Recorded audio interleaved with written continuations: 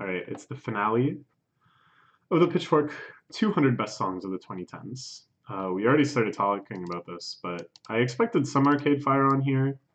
I thought maybe the title track from The Suburbs, which people seem to like a lot, but I personally really just prefer the Father John Misty cover that he did for the CBC. That song is very, very near and dear to my heart. So much so that the original is kind of lost on me now. I really, really like the title track on Reflector. I think is cool. But this song, I always thought was super underrated. Nobody seemed to really be talking about it, but it's really grand and mysterious and like floating and I don't know. It's like one of the most ambitious songs they've put out in quite a while. So that's cool. I'm into it. I don't know what this is at all. Hmm. Okay. Dance hall stuff. All right. Yeah, let's put it on the list. This sounds like it could be a really good time. All right. Sure. Thank you. Next. This song is pretty sweet. It says, like, I think it's such a bold message as an aspect of her career, as an aspect of her public image and stuff. It's such an amazing like reclamation of all of these like Hollywood romances that she was involved in and smeared across all of the tabloids and stuff with. She just in one fell swoop gets to like redefine everything about them. And the lines about Mac Miller and stuff, they're so sweet. The music video is pretty great. It's super catchy. Yeah, lots of good things to say about this. I will though say I like Seven Rings a lot better. I think Seven Rings to me is like as good as it gets for Ariana Grande style pop. I also really like The Light Is Coming, but that song is weird as hell, and it's bizarre that it's even a single, so I didn't expect to see it on here. I like Every Day. I like Side to Side. Um, I'm kind of surprised that more of Ariana Grande isn't on this list actually, since they're willing to put like any sort of pop song like this. So I guess the kind of separating factor must be this symbolic reclamation that I was talking about. Yeah. Another fun one. We were talking earlier about the Waka Flocka Flame song, that the clean version. When my little brother died, I said, school. This one has a fun one too, where she normally sings, I'm so fucking grateful for my ex. But then on the clean version, she just goes, I'm so grateful for my ex. And it sounds like she's being sarcastic. It sounds like she's kind of like, grateful, like when you have to like thank someone or apologize to someone and you like really really don't want to do it and you're like choking the word out. I'm so grateful. So the clean version seems to have a completely different message than the uncensored version. Okay. Tame Impala. Okay, sure. The Knife. Okay, cool. I believe this album appeared on the albums list as well. That's kind of, this is like the one they really want us to listen to. I'm gonna make a note of it because I don't really remember this one. The only Knife song that really sticks in my mind is Silent Shout because that's like a classic. It's so haunting. Robin, Call Your Girlfriend. This is from the earlier Robin album. Dancing on My Own is going to be even higher, I'm sure. Big Thief. Okay, cool. So this isn't from one of their recent albums. Like this one that they're just absolutely in love with, or the more recent one that also got a 9. That's crazy. An artist putting out 2 albums in a year and both of them getting 9s from Pitchfork. That might be unprecedented. I'm gonna have to give that some thought, but that might actually be unprecedented. But this is from an earlier one, so that's kind of cool too. So it's like I can listen to this. If I like it, I can listen to that whole album. If I really like all of that, then I have like their 2 masterpiece albums that they're just growing into, still waiting for me. I like that. I like that. A nostalgic song shot through with a sense of loss, but is ecstatic and synthetic rush, its sublime sense of everything coming on at once. Oh, that sounds great. There's a lot of songs that I really, really like that I would describe in that those pretty close to those terms. A sublime sense of everything coming on at once is like the thing that I love in music, perhaps more than anything else. That feeling of suddenly just all cylinders firing. Okay, anyways, okay. Oh, another Lorde song. I don't know if I've heard this one before. I think I listened to this album all the way through once, but I don't remember this one. Sure, The Louvre. The Louvre made a big impression on me as a kid, too. If I made music, I'd probably have a song called The Louvre. SZA, sure. The Weeknd, awesome. Not the artist The Weeknd, but and not the RZA or the Jizza.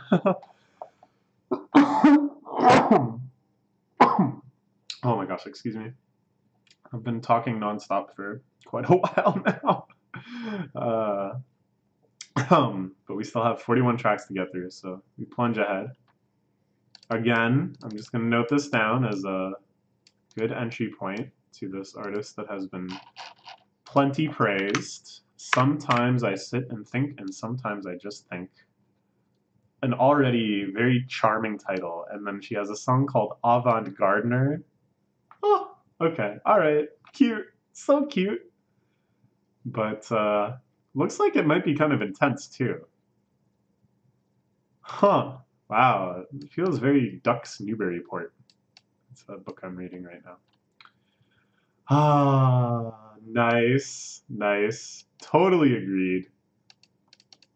This is my favorite song on the track. One of my favorite Frank Ocean songs ever. The beat switch is just like phenomenal. Almost better, maybe even better than the beat switch on Pyramids. The like verse that he does over the second beat, I think is like so just like intoxicating in its like meaning and its delivery. And let's check out these lyrics. When he's oh yeah, so it's like he does the chorus again, but the chorus is totally recontextualized because it's like a different beat. But yeah, shut the fuck up, I don't want your conversation. Rolling marijuana, that's a cheap vacation. My everyday shit, every night shit, every day shit. I really like just kind of the blending of like everyday shit. Kind of sounds like everydation, like a version of a vacation that you're on every day. I don't know. Something about it is just so. Yeah. Oh yeah. Oh, it's so good. Okay. All right, Sophie, sweet. This is, I believe, an earlier Sophie track. So this is, I think, from the Sophie album that they give a bad review to. Tisk tisk Pitchfork. I'm trying to make good, huh? Yeah, they give this like a 6.6 or something. But this is the one that the song is on. What does it mean? What does it mean? I don't know. I'm not sincerely complaining. As I said before, I think the lists you make don't need to... What in the... Okay. The lists you make don't need to accurately mirror all of the reviews. Like, it shouldn't just be review scores in order. So I'm not actually complaining. I just think that's kind of funny. Yeah, all right. This is a good track. There's Monster. I felt like that was coming. I could hear it approaching. As I run through these jungles, all I hear is... Wait, what does he say? As I run through these jungles, all I hear is rumbles, Kanye West samples. Here was one for example. There's three intros. There's Justin Vernon doing the I shot the... Wait, that's not Justin Vernon. Justin Vernon's on at the end. Who does the I shot the lights out part? Let's break it down. We'll go to the Genius page because it'll have the people doing it. Oh, it is Bon Iver. Okay, all right. I kind of thought so. Really doesn't sound like him though. So there's this intro, then there's the intro verse, and then there's the intro chorus. Do you see this? Do you see this? Who else but Kanye? What other album but this album does a triple intro to this song? It only makes sense if you already know that the song is a classic and that you're putting all of this prelude into it because people are already hyped up for stuff like this. But how do you know that you're doing that when you're still making the album? And yet, when you hear the Nicki Minaj verse, it's like clear, like, oh, if I ever heard that even once in my life, I would know that anything tangentially related to it was going to become a classic. Look at this. Look at this. Ah, oh yeah, the Bon Iver does the outro too. Yeah. Oh my God, what a song! What a song! What a song! What a song! I heard that Rick Ross basically heard the song in production and was like, please, please, please, I just want to do anything on this song. So he gets this 4-line verse, which is a really good verse though. That motherfucker now, look who's in trouble. Oh God, oh, it's so good. Yeah. Nicki Minaj, still a month away from releasing her debut album, slaughtering everyone in her path with 32 bars of demented Barbie BDE. Big dick energy? What else does this mean? Does this mean something else? No, that's literally what they're talking about. Okay.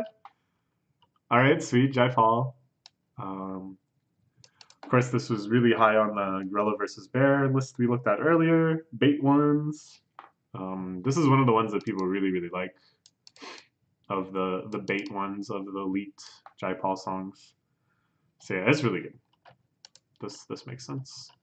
This makes sense. I knew something from Emotion was gonna show up. This as good as any, yeah. Hey, what? Ah, what? Wait, what was the thing I said I would mail them $20? It was if Ashtray Wasp. At this point, it kind of feels like anything's possible. I really didn't think this would happen. I'm happy that Gucci Mane makes an appearance on one of these lists, even as just a feature. We're acknowledging the greatness of Gucci Mane today. I mean, his career really, the truly legendary parts of it came before this decade. I'll admit it. But come on, you gotta still respect 2010's Gucci Mane. Yeah, yeah, yeah. Another big meme song that became a meme for a reason. It's good. It's good. And I didn't think this would happen though. I was so sure that No Type would be the only Ray Strummer song. Okay, let's see Swang. Let's see top 10 Swang. Hey! Okay, I love this song. I don't really know any other Future Island songs. But yeah, I knew they would talk about this performance. This is so great. Everybody should watch this. I think there's another upload of this that has like way more views, and it's like the official upload. So it's kind of funny that Pitchfork linked this one, or maybe not. I'm sure I saw one that had like millions of views. Anyways, it's really good. It's such an amazing performance. It's such a great song. I really don't really know any other songs they've done, but who cares? All right, Dance Yourself Clean. I figured there'd be one song from this at least. This is the big opening salvo. It has some really awesome quiet loud stuff. Yeah, it's good. I'd say for me in this decade, my favorite LCD Sound System tracks are like All I Want, American Dream, like the title track of that album, and You Wanted a Hit. And then probably after those, this one. So it's up there for me too. Yeah. Yeah. Good. Fiona Apple. So I guess this is like the recommended track from the Idler Wheel. So we'll make a note of it. Although I want to just listen to that whole album because I've always felt like I should. There's going to be a lot of stuff on there I like, but it's like interesting to know kind of, even if you're going to listen to the whole thing, like you can kind of anticipate and hype up certain tracks that can kind of sometimes make it a more exciting, engaging experience. Yeah, these lyrics all sound quite nice. They feel Joanna Newsom-esque. Speaking of which, where is our go? Where is the wonderful Miss Newsom? Or I suppose Mrs. Newsom or Mrs. Sandberg now. Oh, it's so weird. Hey, okay, so Ariel Pink, Omega snubbed from the album list. I still don't really get how that happened, but I knew they loved this song. This was Song of the Year in 2010. The album cover, source of much controversy. Why man make out with dog? Science has no answer. But yeah, this is an absolute banger. I really like this one, and then to me, the other song that matches it is Days in Daydreams. Dazed in Daydreams. This one I think is really good too. I think I like this one actually more than Round and Round.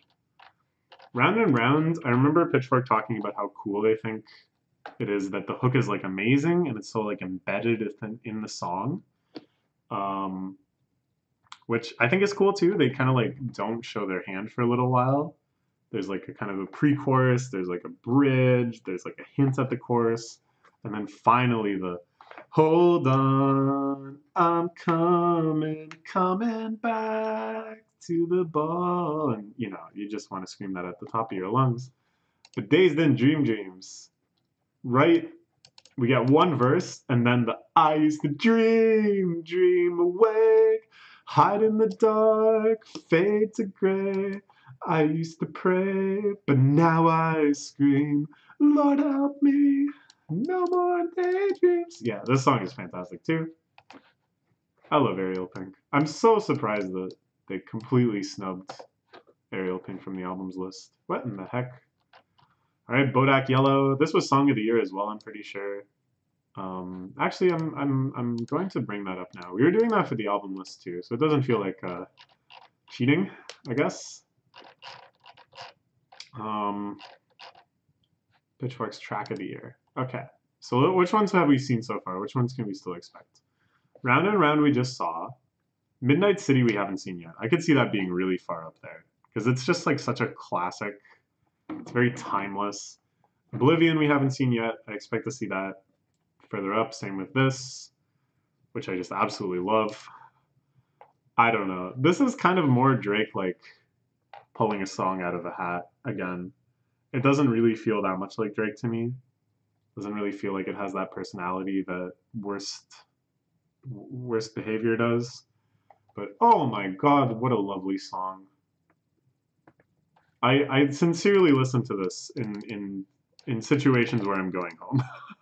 I guess that's all I can say, is that it succeeds in that regard. In times where I'm like incredibly tired.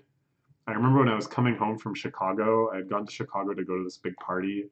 So I stayed up all night at the party, and then we had to go to the airport and fly back. And I just listened to the song over and over again.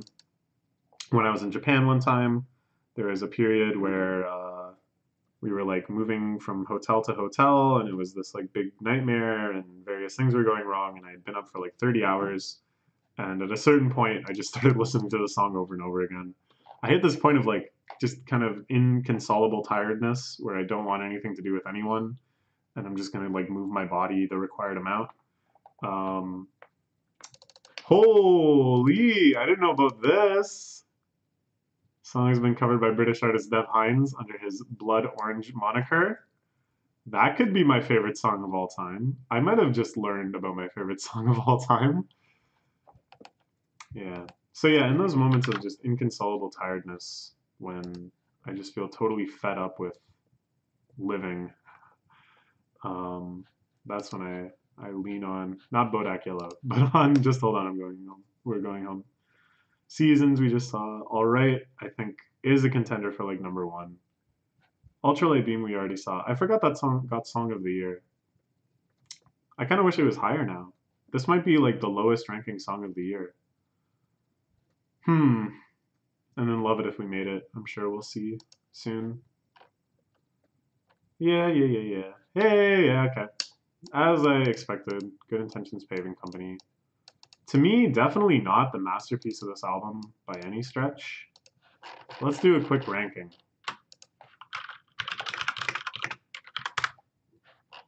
There's a lot of songs to rank. We won't do the whole album. Okay, number one, Kingfisher. Number two, Soft as Chalk, maybe. Oh god, already I'm doubting myself. Kingfisher #1, I'm feeling pretty strong on. Soft as Chalk #2, yeah. Easy, maybe? I don't know. Easy's pretty far up there. Go Long is somewhere in there too. Title track, oh gosh, maybe the title track is like top 3. Maybe like Kingfisher, Soft as Chalk, Have One on Me. Go Long, Easy, then maybe Baby British, maybe Good Intentions Pavement Company. So it's like, I guess it's like top 5 for me as well.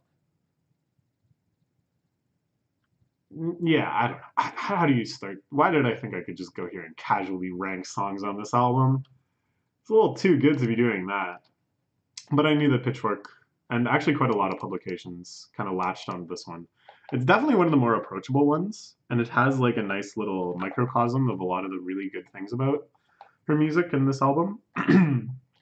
Like the lyrics are nice and approachable and friendly and joyful, and then the breakdown when it slows down and she starts to get really introspective and sentimental. It's so clearly beautiful. It's like a moment that requires no kind of subtle interpretation, no lyrical analysis, no repeated listenings to kind of eke out all of the different instrumentation genius. No, no, no, no, no.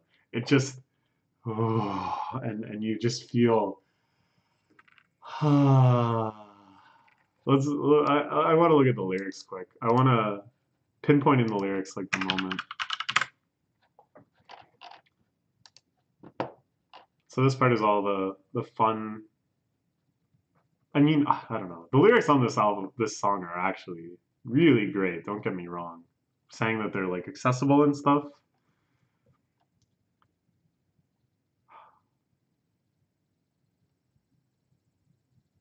It's some to see laid down by the good intentions paving company.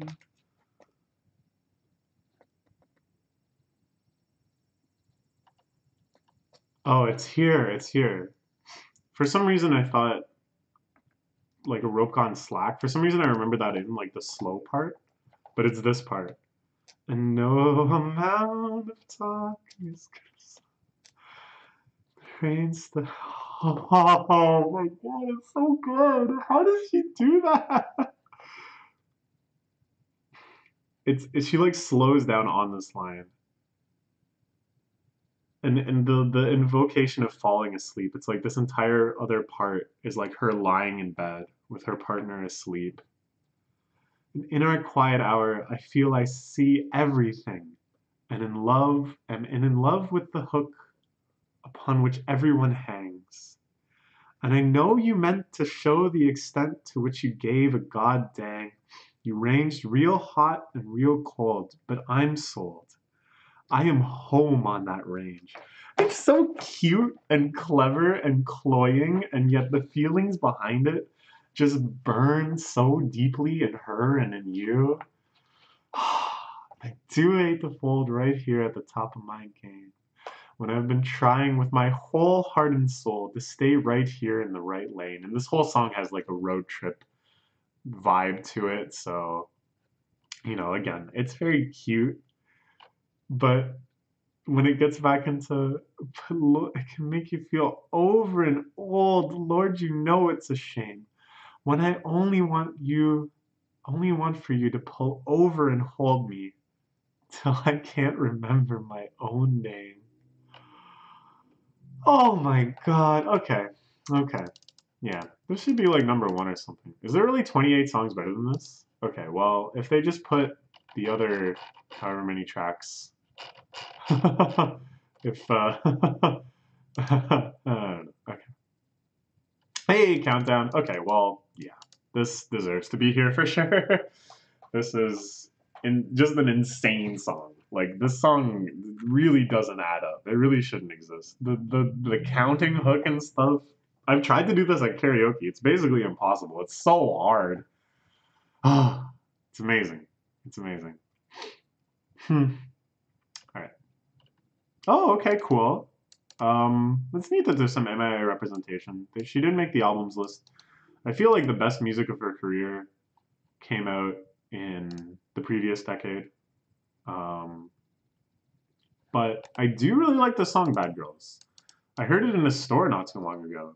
And I was like, oh yeah, yeah. I'd totally forgotten about it.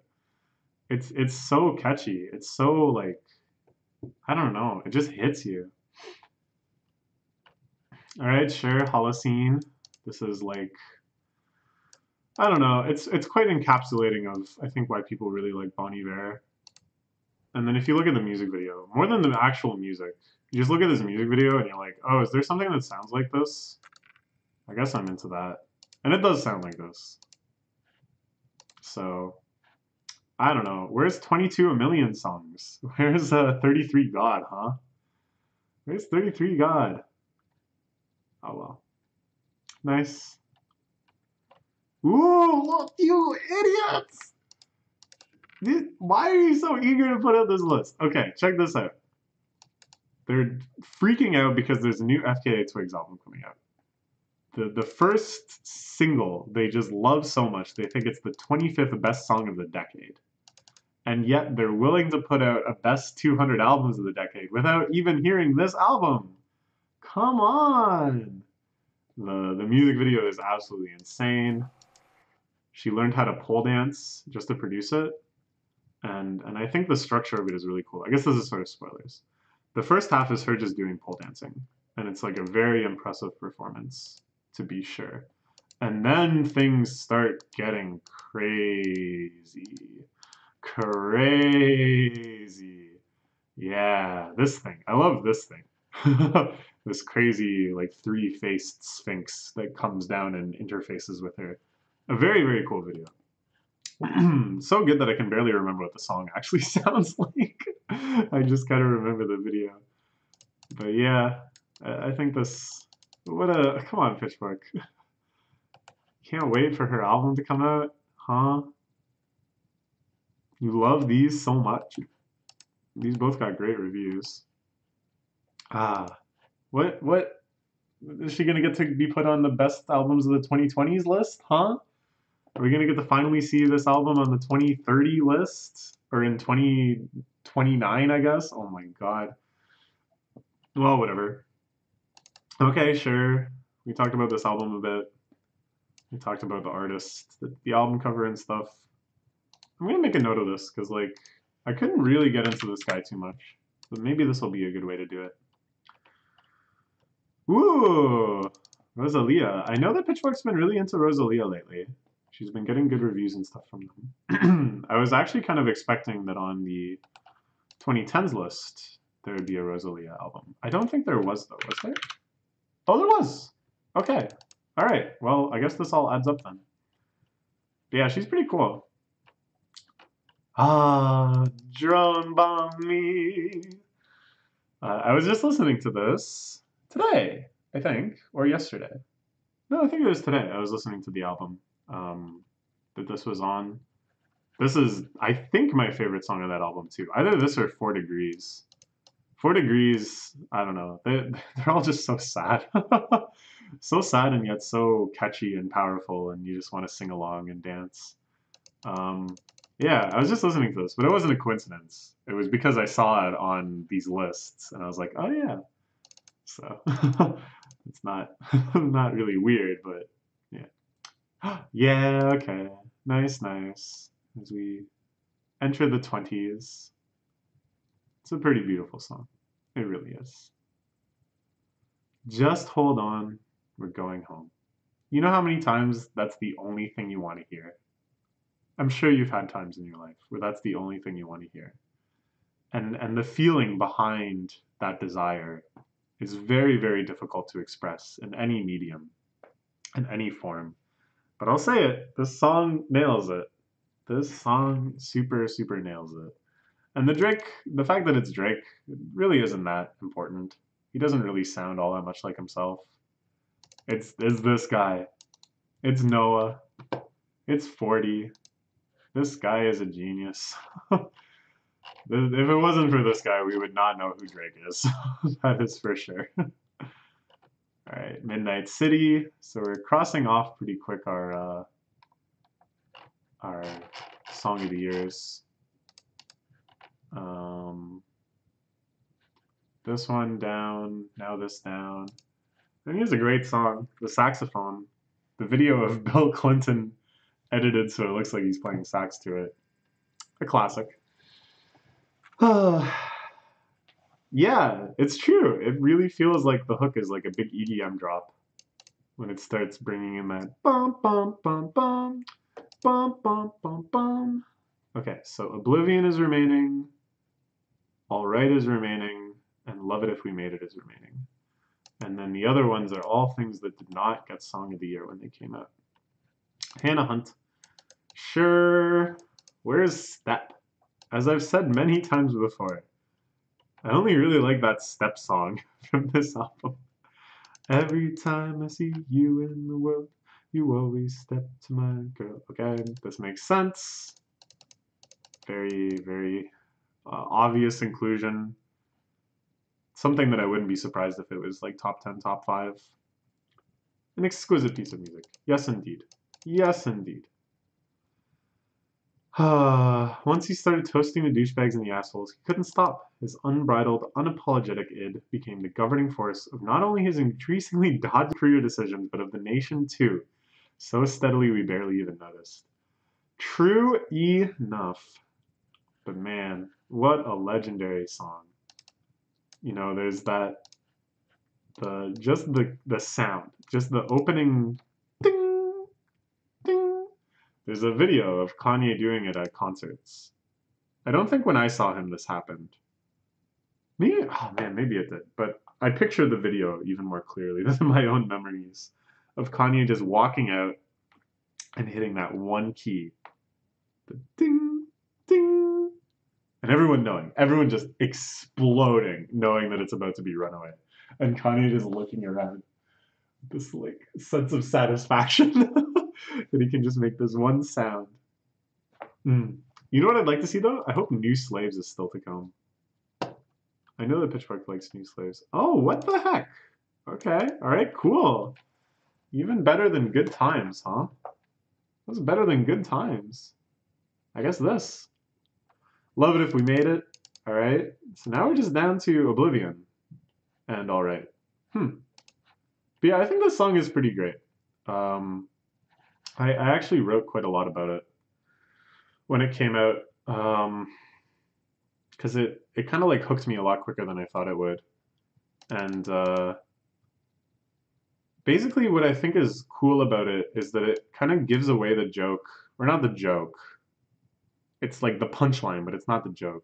That we don't really know what this title means, Love It If We Made It. It's very ambiguous what these its are referring to, and made. It's of course one of the most ambiguous verbs, but it's basically saying, yeah, modernity has failed us. And then he goes on this long list of how modernity has failed us that I think is quite compelling, much more so than most times that artists try to do yeah, we didn't start this fire title. Yeah. I'd love it if we made it. A plea and an avowal to make a difference. No, no, no, no, no. That's not how I read it at all. To me, if here is not talking about, like, this is saying, and I would love it if in the future we made it. But I totally parsed it as I would have, like, under the circumstance that we made it, I would love it. But we clearly haven't made it. So I don't know, like, to me, no, no, no, no, no, no, no, no, no, no, no, no, no, no, no. I don't like this version of the song. I don't like the version of the song that's them saying, come on, try your best. Wouldn't you love it if we pull ourselves out of the hole? I much, much prefer the perspective of, we came so close, there's so many cool things we're doing, but we just didn't make it. Like, we screwed up too much. Which is much more my perspective of the world. That we've ruined it, and if we come back from this, I'm going to be so shocked. And that, yeah, wouldn't it be nice if we didn't screw it up? But we did. Wow, what? No, no, no, no, no, no, no, no, no, no, no offers hope. Come on, Pitchfork. Because yeah, to me, it's all the fact that this is kind of weird and elusive and haunting as a title, and then you're like devastated when you realize that it's this expression of total defeat and giving up. Well, I would have loved it if we made it, but we didn't. But they think it's, I'd love it if in the future we make it. What? Okay, I'm just gonna move on. What? Okay. I mean, this was like a mega giga supreme omega hit for sure. It's very catchy, it's for sure. But I don't know. Is it really that great? I don't know. Oh, I guess. Sure. The Drake verse to me is just like so dumb and unnecessary. Like, why not bring on an actual dance hall artist? Why not have like Popcan do something much more authentic than Drake going, you know. Why did I just Google Drake? I'm trying to remember what the actual lyrics are of his verse. I just always thought that his verse was just so stupid.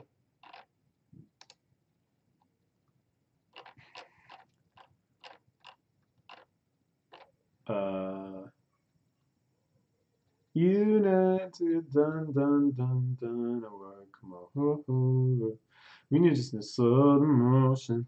I don't know. I feel like someone who could like authentically do this would do it so much better. Like Rihanna really steps up. I think Rihanna does this sort of sound fantastically, and it's like a cool new space for her aesthetically and stuff to go all dance hall. But like, why Drake though? Like, why? Are you just gonna let him do it that easily? Angel Olsen, shut up and kiss me. Okay, cool. We're gonna make a note of this because this is another artist I've like underexplored. This is not from the Angel Olsen album that they put on the album list, so that's interesting. This is from the one that I think we saw in a couple other lists though, so this one is definitely quite well liked. Okay. What? All right, I'm all for this. I am all for this. Oh my God, this song is legendary. So true. So authentic. Such an entire scene that the world had not seen or appreciated that was suddenly just thrust into the limelight in such a catchy way. Shot in his house because he was under house arrest. Shot with just all of him and his friends jumping around, shouting the chorus. Like I don't know. It is great. The remix on Cruel Summer, I love too. I love the video where Chief Keef writes his verse for the remix like in front of the cameras and it takes him like 30 seconds. Yeah, I don't know. Oh wow, what a shocker. They didn't put like any other songs like this high up. Not really. Maybe there's more to come, but I don't know. Again, it's like this is definitely the landmark song. It's definitely like a cultural moment, all just accompanied in one song. But there's other drill songs I like a lot more. There's even other Chief Keef songs I like a lot more. I really like Love Sosa. I really like Cause My Gear with Riff Raff. Um, I don't know. Well, I don't know. I guess I don't like is really far up there. Oh, excuse me. Sky Ferreria, everything is embarrassing. Okay, we'll make a note of this too. Written by Blood Orange's Dev Hines. Dude, we gotta, once this is over, we're gonna control F Blood Orange. He's like all over this list. What a genius. What a songwriting genius. But yeah, this is an artist I have underexplored. This title, very relatable. You know I'm trying. I was always trying. All right, yeah. No, I think that could hit me pretty hard. Whoa! Whoa, whoa, whoa, whoa, whoa! I was already really shocked when this album, Apocalypse, ranked so highly in the albums list, but now this song off of it hitting so much higher on the songs list. Like, oh my gosh, we're gonna make a note of this. As I said, my feelings for Bill Callahan are all tied up in my Joanna Newsom complex, that they had that kind of shitty relationship, which I mean, I don't think necessarily reflects on him that much as a person, but I think will forever stain my kind of conceptualization of him. But man, for Pitchfork to put a song like this so high up, just outside of the top 10, there must be something really special going on here. Okay. All right. So, what remains in the top 10? Grimes is Oblivion. Kendrick Lamar is All Right. I'd like to see Kanye's New Slaves. I think that's not impossible. Should make me pretty happy. Robin's Dancing in the Dark. 212 by Azealia Banks.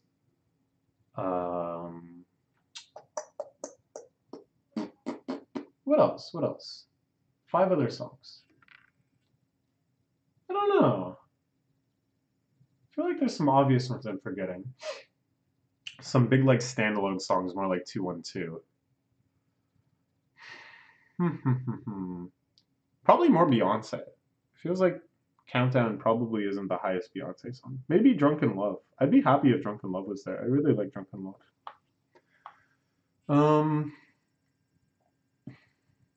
I don't know. I don't know. Oh, EXO to Her Life. Okay. I guess I shouldn't be too surprised. Yeah. Yeah. No, this is good. Good for him. Lil Uzi Vert in the top 10. Push Me to the Edge. All My Friends Are Dead. Probably the iconic hip-hop line of the year. You know, we talk about the Young Thug influence. We talk about the Lil B influence. We talk about the Lil Peep influence. Talk about this emo hip-hop era, this cloud hip-hop era, this trap, self-indulgent, pretty boy, whatever. There's a lot going on in hip-hop in the 2010s. But I feel like underlying all of it was something like this. I don't know. I don't know. Whatever. Okay. Ooh, okay. Right? I don't know. I remember like when I first heard of Lana Del Rey, I listened to the song. I think it was because of this song. And I was like, all right. I don't know. I just didn't really get into it. It was fine. I definitely think it's nowhere near as good as the opening songs on Norman fucking Rockwell. Like that's, to me, those are like far more interesting, far more beautiful. This is just fine. Okay, all right. Oh, of course. Oh, well, I'm so happy to see this. And I don't know why I totally forgot. We had the other Solange thing from her earlier EP. But of course there is going to be something from A Seat at the Table. And really, of course, it was going to be Cranes in the Sky. This song is like a miracle. Like, you can remember how it sounds. You can have a pretty clear picture of how it sounds in your head. But it like doesn't seem possible. And I think specifically near the start, there's this very subtle swelling string sound. Underneath everything else, it's just like,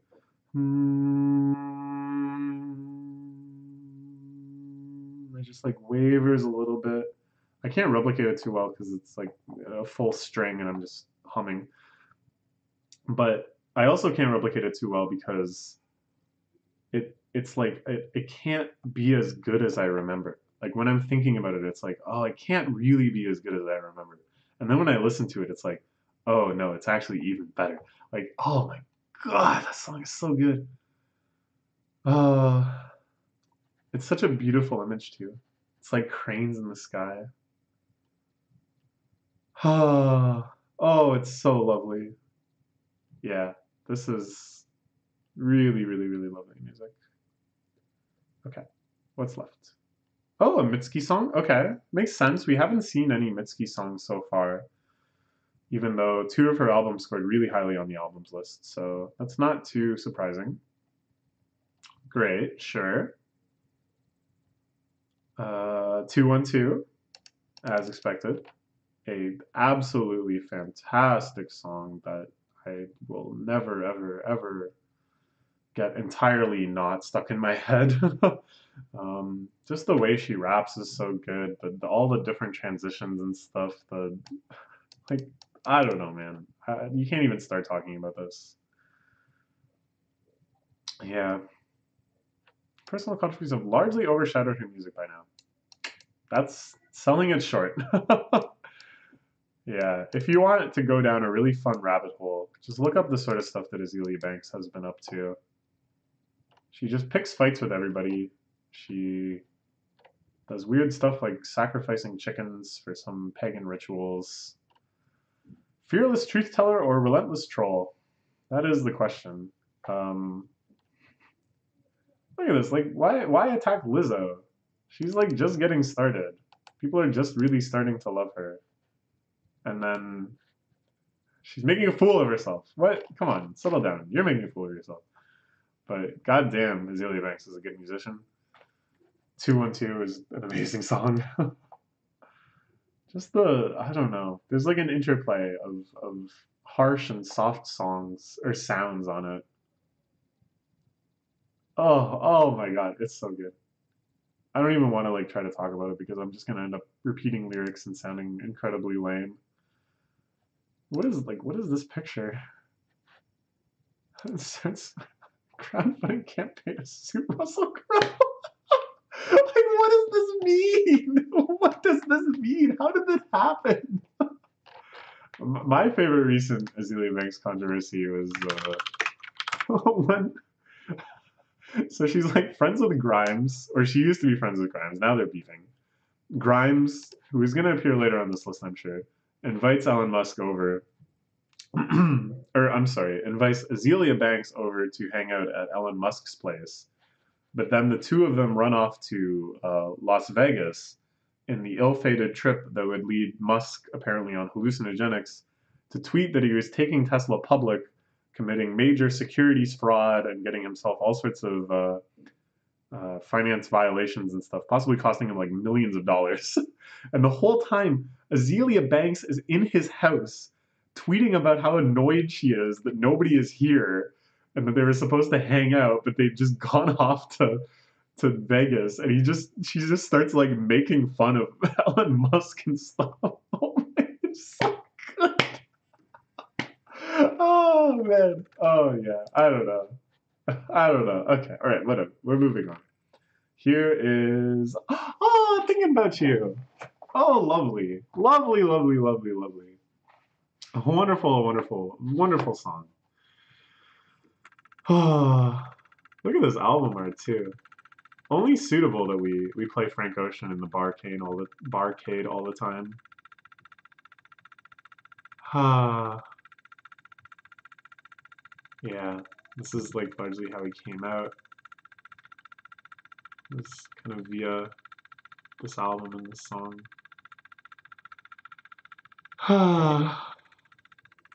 Oh my god, I love singing this song in karaoke too. The falsetto is hard to nail, but it's not impossible. It's not like the most difficult thing I've ever tried to sing. And then when you hit it, when the falsetto is like nice and tuned, it feels so satisfying to sing. It just feels like your whole heart is swooning. Shoutouts to Tori Kudo, who did a cover of this song, one of my favorite Japanese musicians. This I think is fantastic. Please check it out. Don't know what that is, but it's not Prince. Yuck. This is for Prince, not for whatever that was. Yuck. You're not Prince. I've already seen these comments, and I don't understand them at all. This is not a Prince song that he's covering. It's a Frank Ocean song. So, like, what is this person going on about? Yeesh. Anyways, yeah. Check out the cover. Check out the original. A wonderful, wonderful song. Okay. What's left? 4 more songs. Kendrick Lamar's alright. Grimes is Oblivion. Kanye's New Slaves, I think, is out of the running now. I kind of don't think there's another Beyonce song that's going to show up at this point. I don't know what it would be if there was. Oh, Dancing in the Dark. We still haven't seen. I still assume that's coming. I'm going to say a top 4 in this order. Dancing in the Dark. Grimes is Oblivion. Something else. Something that's going to feel super obvious when I see it, I'm sure. There's no more best songs, right? It's just Oblivion and Alright. And then I think Alright will be number one. That's my guess. That's my guess. Ah, Formation. Ah, okay. Well, that makes sense. Yeah. This is pretty great. Again, not a huge Nola bounce influence, but it's definitely there in a way that makes me think like if every popular producer just listened to a bunch of New Orleans bounce music, they would be able to make just hit single after hit single after hit single. It's like people haven't fully tapped into this power yet. But Beyonce, I think, is a lot better because she got Big Frida on the track. She's actually from New Orleans. Like, there's a much bigger authenticity than when Drake tried to do it. But yeah, this song is pretty fantastic. I don't know. I can't talk about it as well as Pitchfork will, of course. Yeah. I was gonna bring this up, but Pitchfork did, so it's fine. Uh, yeah. All right, cool. Sure. Okay, so Dancing in the Dark, Oblivion, and All Right. Maybe in that order.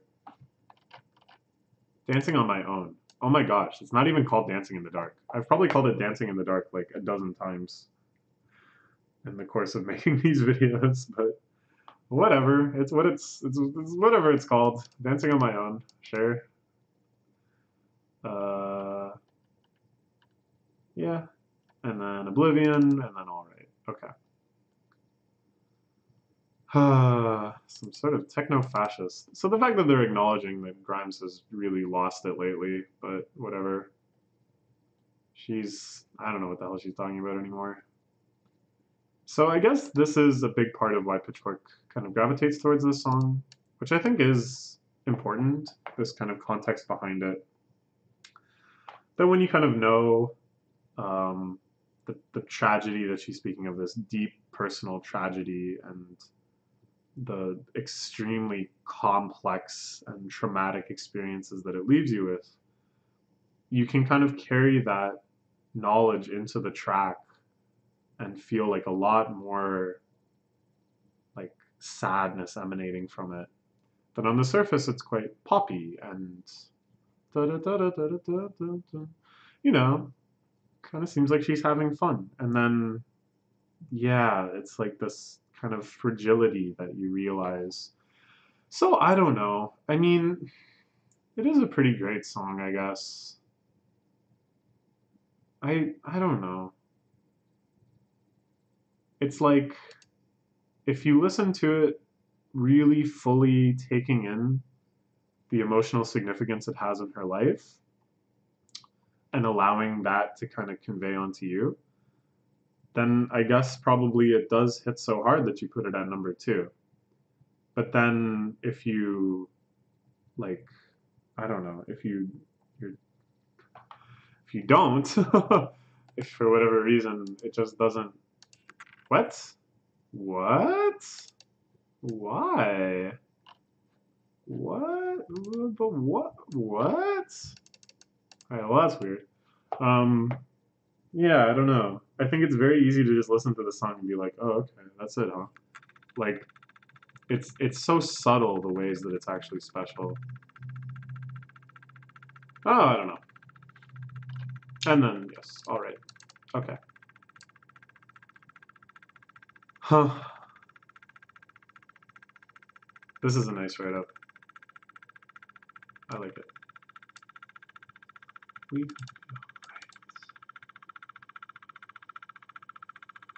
Yeah. Yeah. Okay. I'm not too surprised. I'm actually more surprised that Kendrick didn't sweep it. That To Pimp a Butterfly wasn't number one album as well. But damn, Grimes is actually kind of cleaning up for this decade. Number two song, Art Angels was like top 10 albums. Gorilla vs. Bear had uh, Visions as number one album, which still just blows my mind. Wow, It's really the decade of Grimes. I wonder how the 4chan board Mew is reacting. Mew has had like the most polarizing, intense love-hate relationship with Grimes for like the past decade. I remember threads being made every single day with just pictures of Grimes, and it would just be a picture of Grimes and then hundreds and hundreds of replies arguing about Grimes. All right. Okay. A good list. I'm quite happy with it. A few surprises, a few things that I'm like, but you know, that's more on me. Not too much stuff that I really wanted to see, but I didn't. I guess New Slaves is probably like, to me, the most glaring omission. But they did have Blood on the Leaves, so I can't be too upset. And I found out a bunch of about a bunch of artists that I didn't know otherwise, so that's a big success. I think I'm most excited for albums that I read about on the albums list. I was like, oh, that sounds kind of cool, but kind of feel a little too intimidating. Like, am I really going to spend an hour hoping to like this? But then like, oh, well, one song, if you really like this one song, then sure, I'll check it out. So looking forward to doing that. And yeah, all right. That was another super marathon list. Thanks for sticking it out with me. I hope you had fun. I hope you found some music that you're going to enjoy. Let me know, are there things on this list that leapt out to you that you ended up really enjoying? You know, I just like that feeling of going into a track knowing like, oh, so-and-so really likes this. Trying to kind of see it through their eyes can really help you connect with the track and help it be more engaging. So yeah, let me know. What would you put on this list? What is your favorite song of the last 10 years? And why is it Cocoon by Migos? Kind of disappointed there was only one Migos song on here. Feels like Pitchfork underestimating the cultural impact of Migos. Like, I mean, this is the one to put if you're going to put anyone, but... Oops, that's not what I meant to do. Yeah. Okay. Alright, so we'll do more list videos in the weeks to come. Don't worry about that. Bye-bye.